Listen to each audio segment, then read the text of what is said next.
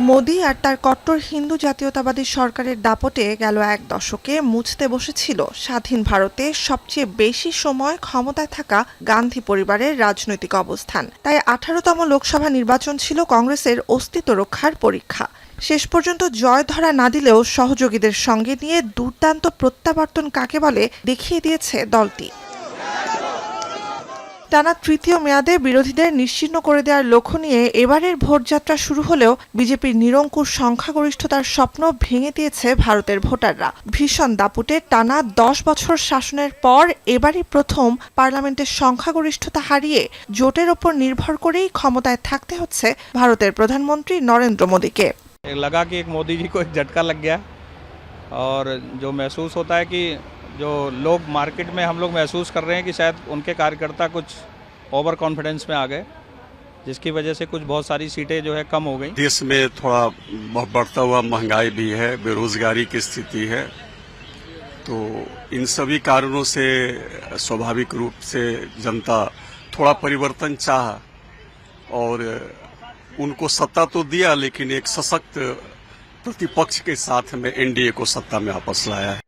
সবকটি বুথ ফেরত জরিপকে ভুল প্রমাণ করে দিয়ে সহযোগীদের সঙ্গে নিয়ে দ্বিগুণের বেশি শক্তিতে পার্লামেন্টে কংগ্রেসের প্রত্যাবর্তন চমকে দিয়েছে ক্ষমতাসীনদের। বিজেপির ফ্যাসিবাদী শাসন রুখে দেওয়ার অঙ্গীকার জানিয়েছে 28 দলীয় বিরোধী জোটের নেতৃত্বে থাকা Congress. The India bloc will continue to fight against the fascist rule of the BJP led by Modi.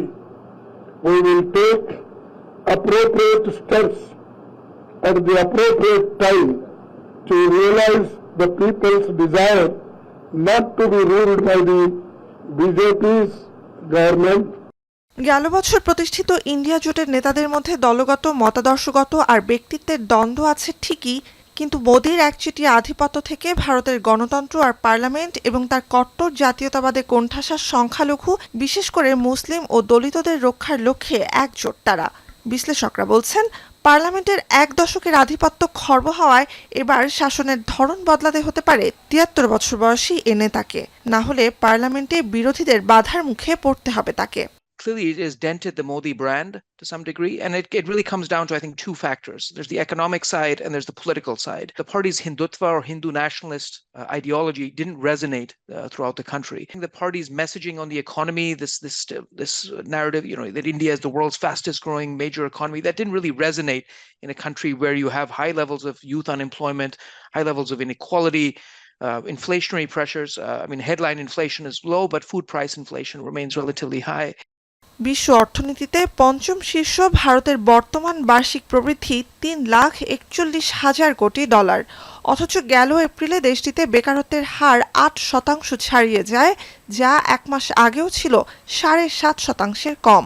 Make in India সহ বিভিন্ন কর্মসূচির অধীনে মোদী সরকার উৎপাদন বাড়াতে নানা ব্যবস্থা নিলেও বিশ্বব্যাংক বলছে, বৈশ্বিক উৎপাদনে বিশ্বের সবচেয়ে জনবহুল দেশ ভারতের অংশীদারিত্ব 3%-ও কম, যেখানে জনসংখ্যায় ভারতের পরে থাকা প্রতিবেশী চীনের বৈশ্বিক উৎপাদন 24%।